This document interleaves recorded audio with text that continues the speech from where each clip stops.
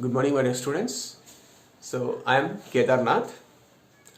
So today I am going to start integration. So basically we are all knows that integration is nothing but what? It is the reverse process of differentiation. Where we are using differentiation? Yes, to solve tangent problems. Because dy by dx denotes what? Slope of the tangent to the curve y is equal to f of x at the point x comma y. So we are using differentiation to solve tangent problems. Whereas this integration, which is the reverse process of differentiation, we are using this integration to find area of plane curves if they are either regular curves or irregular curves. So in this integration, first we have to learn one basic definition called differential. Okay. Suppose y is equal to f of x. Y is equal to f of x is the given function. So for this function, what is a dy by dx? Dy by dx denotes what? Or f dash x denotes what? It is the derivative of the function y is equal to f of x with respect to x. So in this symbol dy by dx, what are the components? Dy and dx. So while giving this symbol to denote derivative of y with respect to x, the components dy and dx individually they don't have any meaning. Okay. Now we are going to give some meaning to dy and dx, so that we can treat this dy by dx is also some fraction. So what is the meaning of dy and dx? So that dy and dx are nothing but differential of y and differential of x. So this dy is nothing but differential of y, this dx is nothing but differential of x. Y, which is denoted by dy, and it is defined as f dash x into dx. Differential of y, it is defined as f dash of x into dx. So that means differential of y is equal to product of derivative of the function f of x with respect to x into dx. Where what is y? Y is equal to f of x. Okay. So dy is equal to what? F dash x into dx. For example, if I take y is equal to x power 4, from the definition of differential of y, so differential of y is equal to what you will get? D by dx of x power 4 into dx. So d of y, what is y? X power 4. So differential of x power 4 is equal to d by dx of x power 4 is what? 4x cube into dx. So thus the differential of x power 4 is equal to what? 4x cube into dx. Similarly, what is the differential of sine y? So differential of sine y is so what is the derivative of sine y? Cos y into differential of which variable is involved here? Y. So into dy. So similarly, what is the differential of e power t? So what will you get? E power t into dt. Okay.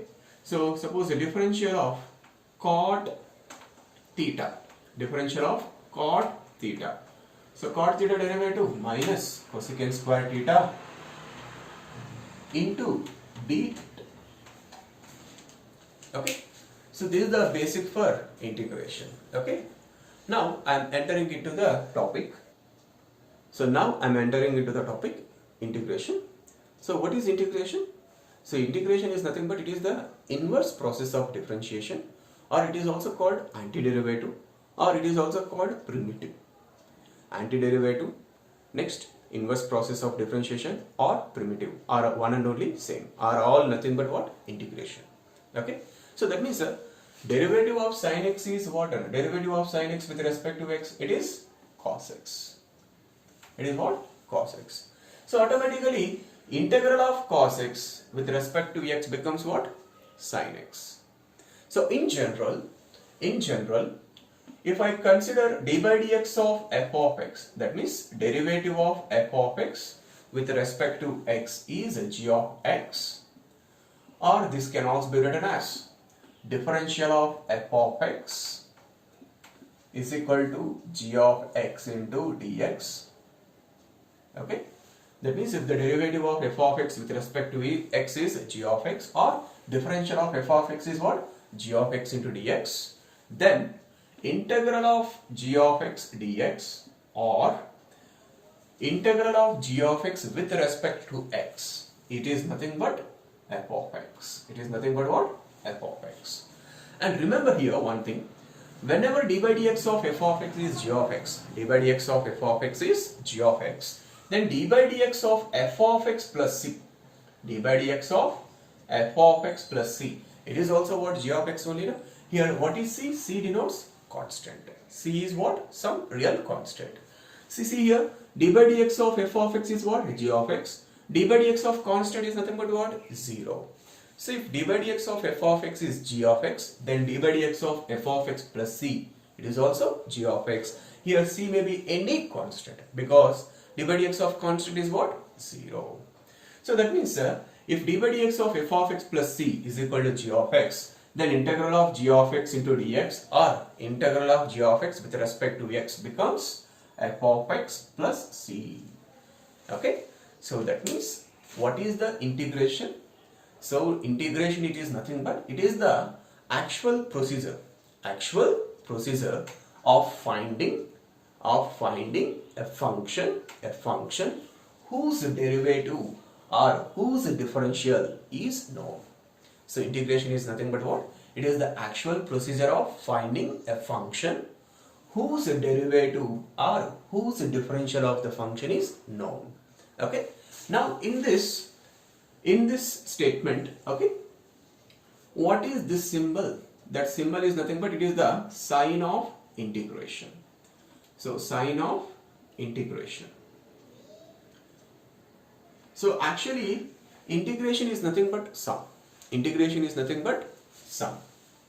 So in sum spelling, what is the first letter? S. See, if you observe, this integral sign is look like S only now. It is look like S only now.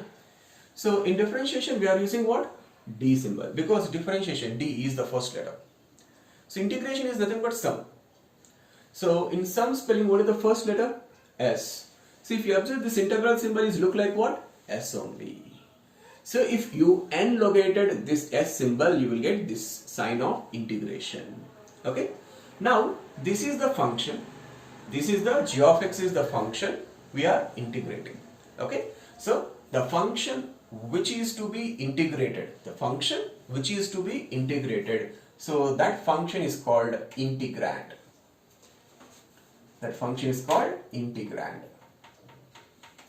See here, dx denotes what?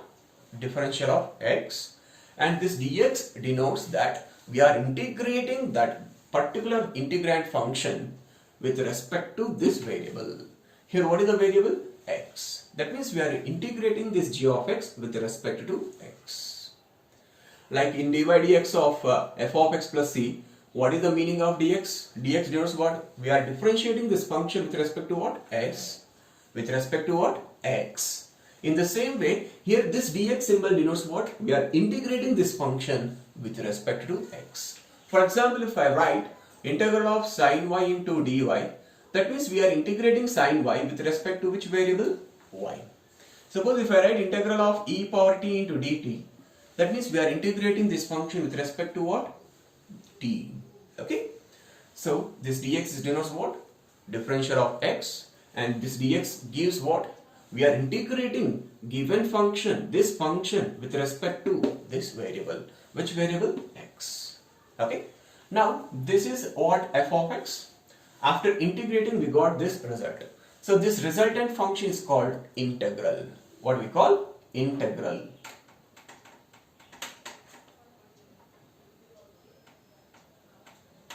And capital C, that constant is called constant of integration. Here C has no particular value. Here C may be any real number. That means integral of this function has no definite value, because of here c is not taking any definite value. It maybe takes any number. That means integral of g of x dx has no definite value. So that's why this kind of integration, this type of integration is called indefinite integration, because here integral of this function or antiderivative of this function, it is not unique. It is because of c may take any real number. So as the integral of or antiderivative of this function, it is not unique. So this integral is called indefinite integration. The process of finding this kind of integral is called indefinite integration. Okay. So this is in integration. Okay. Now observe that one thing you have to remember. Every differentiable function need not be integrable. Okay. But every integrable function is differentiable. So remember, every differentiable function need not be integrable, but an integrable function may be differentiable. And also remember, every function need not be integrable. See, one example I am giving for that. Every function need not be integrable. Further, I am giving one example. So for example, if I take f of x is equal to, it is 0 when x belongs to Q. That means when x takes the rational values, value of the function is 0. And f of x is equal to 1 when x does not belongs to Q. So x does not belongs to Q means x is not a rational. That means when x takes rational values, f of x value is what? 1. Okay. So the value of the function is 0 when x takes rational values, and the value of the function is 1 and when x does not take rational values. That means it takes rational values. So clearly this function f, it is not integrable. It is not integrable on closed interval 1, 2. You can take any closed interval 1, 3, 1, 4, anything. Now I am discussing some important points on integration, indefinite integration. Okay. So first important point is geometrical interpretation. So what is the geometrical meaning of indefinite integration? Okay.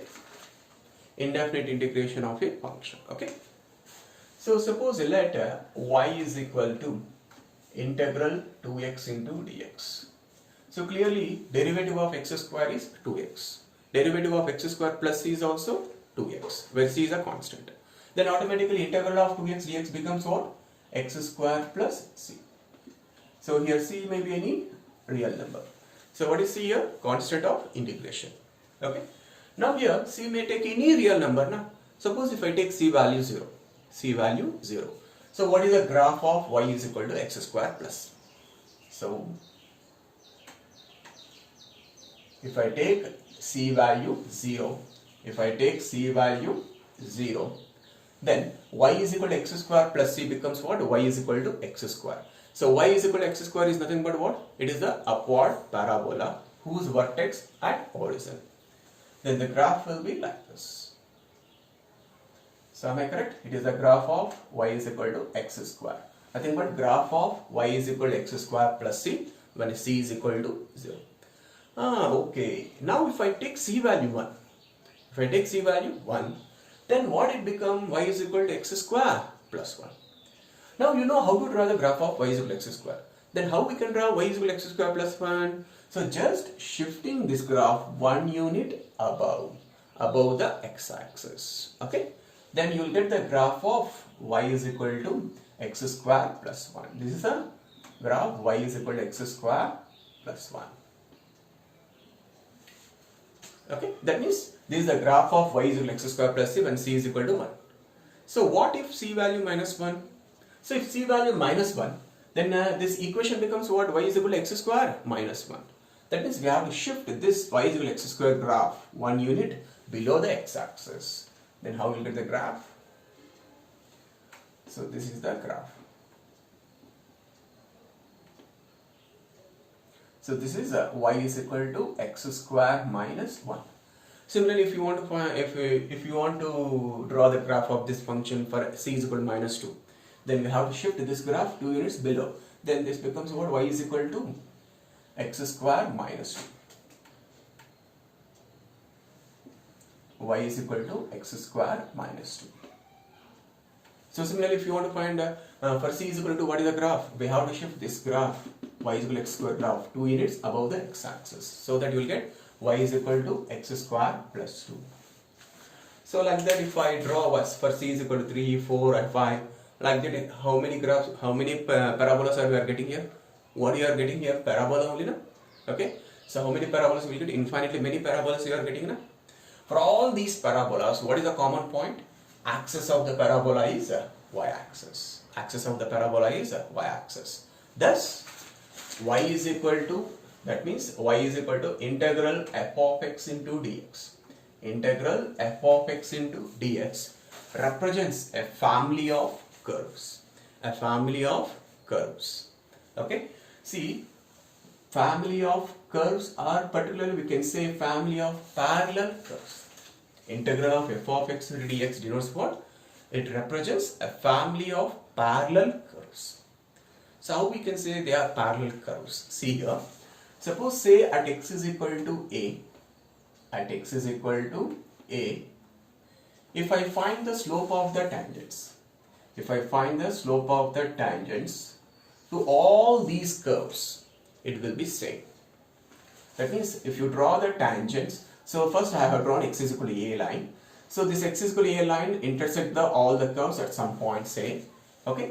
At those points, if I draw the tangents, those tangents are parallel tangents. Those tangents are parallel.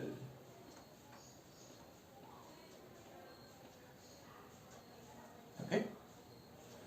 How those tangents? Those tangents are parallel. These all tangents will be what? Parallel. Okay. So that's why we can say that all these curves are parallel curves. Okay, that means integral f of x into dx denotes what? A family of parallel curves. Or we can say it represents a family of curves whose slopes of tangents at a particular point will be same for each and every member. Remember, this point A must be belongs to domain of the function f of x. So here what is the f of x? 2x. So f of x is equal to 2x means its domain is all real numbers. Then a is also belongs to domain of the function. Okay. So thus integral of geometrically, what is the meaning of integral f of x into dx? It represents a family of parallel curves, or it represents a family of curves whose slope of the tangent at a particular point, say x is equal to a, will be same on each and every member. Okay. And also the difference of, so that anyway here x square plus you are getting from this diagram, what we can say that the antiderivative or indefinite integral, the antiderivative or indefinite integral of a function, it is not unique, because here c is not taking unique value. It may take any real number. So that means antiderivative of a function, it is not unique. Okay. So but if I take any two antiderivatives on a closed interval a comma b for a given function, if I take any two antiderivatives of a function on a closed interval a comma b, the difference of those two antiderivatives, must be a constant. Must be a constant. That means if I assume that f1 of x and f2 of x, these are the two antiderivatives of f of x. These are the two antiderivatives of f of x on closed interval a comma b. These are the two antiderivatives of f of x on closed interval a comma b. Then the difference of these two functions, it should be a constant. It is a some constant. Say k. Say k. Okay. So if the difference of two antiderivatives of a function on closed interval a comma b is always a constant. So here if I assume y is equal to x square minus 1, y is equal to x square plus 1, both are antiderivatives of this function. Now what is the difference of these two y is equal to x square plus 1, y is equal to x square minus 1. What is the difference? So here f1 of x, you have to take x square plus 1. f2 of x, what do you have to take? X square minus 1. Then difference will be what? You are getting 2. So which is a constant. Okay. So this is the important point. So first important note point. Next, second point.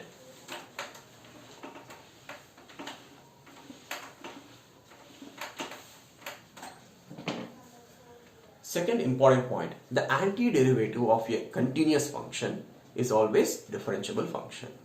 The antiderivative of a continuous function is always differentiable function. That means if f of x is a continuous function, integral f of x into dx, this function is differentiable function. So that is what I am writing here. So if I assume f is a continuous function, then integral of f of x into dx. Suppose if I assume this is equal to f of x plus c, integral of f of x into dx value is capital F of x plus c, then capital F of x is differentiable function. Capital F of x is differentiable function. Capital F of x is differentiable function. That is, capital F dash x is always defined or is always exist. It is always exist. Okay. So if f is continuous function, integral of f of x into dx, if I assume that is capital F of x plus c, that is capital F of x is always differentiable. That means capital F dash x is always exist. Okay.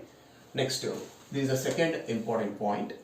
And third important point is, if f is discontinuous, say at x is equal to a, then integral of f of x into dx need not be discontinuous at that point.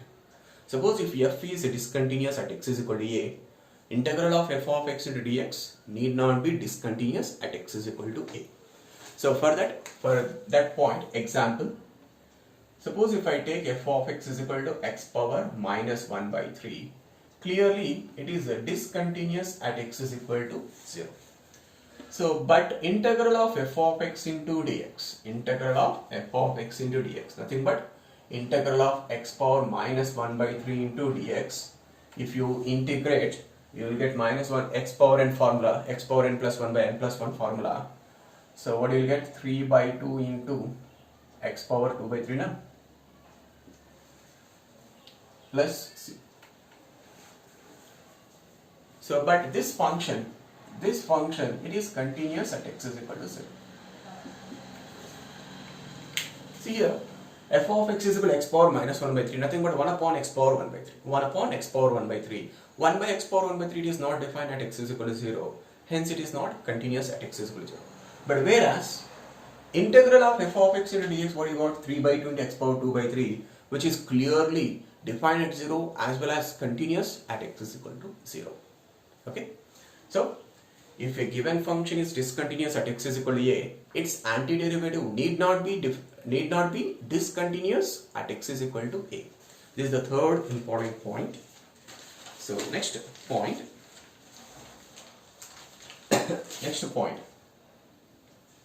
Fourth point. If f of x is a periodic function, then integral of f of x into dx need not be periodic. Okay. Suppose f of x is a periodic function, means if I take example, if I take f of x is equal to cos x plus 1. So clearly it is a periodic function of period 2 pi. Then if you find its integral, what you will get? Integral f of x into dx. So integral cos x is what? Sin x, plus integral 1 into dx is what? X plus c. So this function is a periodic function, whereas this function is not periodic function. So that means antiderivative of a periodic function need not be periodic.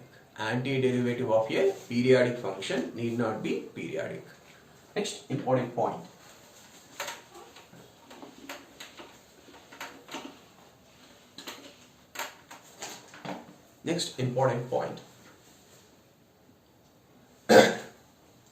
So if d by dx of f of x plus c is equal to say g of x, then integral of g of x into dx is equal to f of x plus c. So whenever d by dx of f of x plus c is equal to g of x, then integral of g of x into dx is f of x plus c. Then only we can say that function is integrable function. Then only we can say that function is integrable function. Which function? Gx function. So then only we can say gx function is integrable function. Okay. Next important point. D by dx of integral of f of x into dx. See, this is the derivative, this is the antiderivative. Both are get cancelled. What is the original function? F of x. So here first we are integrating, after that we are differentiating. After integrating we will get some constant, but after differentiating that constant will be vanished. Only original function will remains. Okay. So if it is reversed, say integral d by dx of f of x into dx, then here this is the derivative, this is the antiderivative, both are get cancelled. After differentiating we are integrating. So after differentiating we will get what? F dash x. Integral f dash x is equal to what? F of x plus c. So identify the difference. Here first integrating, then differentiating. So first after integrating we will get some constant, say c. But after differentiating that constant c will be vanishes, which is because d by dx of constant is 0. Here we are differentiating first, then after integrating. Then you will get what? Original function as well as plus constant. Okay. So these are the some important points on the integration. Okay.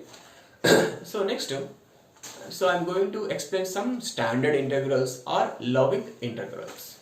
Standard integrals.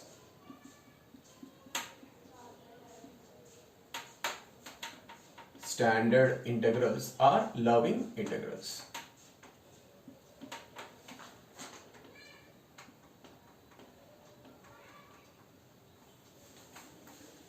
So what is the d by dx of x power n plus 1 by n plus 1 plus c? Its value is what? Its value is x power n. Because d by dx of x power n plus 1, d by dx of using x power n formula n into x power n minus 1, what you will get? N plus 1 into x power n.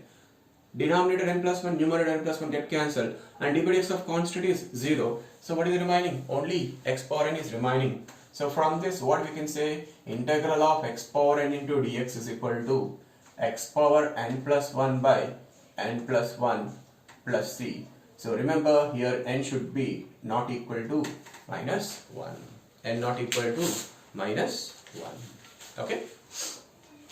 So this is the first standard integral or loving integral. Like that, integral of 1 by x into dx log x, integral of cos x into dx sin x plus c. So like that, around we have 35 standard or loving integrals are there. So you try to remember those standard integrals. Okay.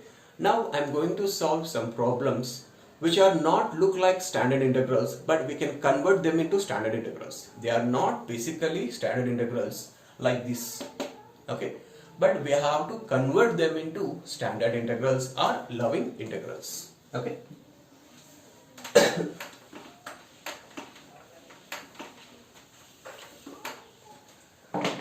So the first problem is integral of 1 minus tan square x by 1 plus tan square x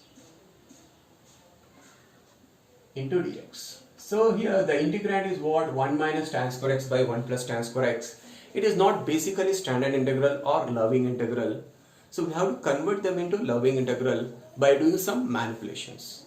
So here it is clearly, it is the formula for which it is the formula for what? It is the formula for what? Cos 2x. So cos 2x in terms of tan is what? 1 minus tan square x by 1 plus tan square x. So thus it is equal to what we can write? Integral cos 2x into dx. So what is the differentiation of sine? Cos. So integral of cos, what you will get? Sine. So it is equal to what you will get? Sine 2x divided by what is the x coefficient here? 2 divided by 2 plus c. So integral of cos 2x into dx is what? Sin 2x by 2 plus c. Next example. So second problem, integral 2 power x into e power x dx. So basically it is not standard integral. So after doing some manipulation we can convert it into standard integral. So how to convert? So 2 power x into e power x can also be written as 2e whole power x. A power m into b power m can be written as ab whole power m. Now it is a constant only now. So we can compare this with what? Which standard integral? Integral a power x into dx. Integral a power x into dx is what? A power x by log a. So here what is a? 2e. So thus what you will get? Integral of 2e whole power x. 2e whole power x divided by log a. A is what? 2e plus c.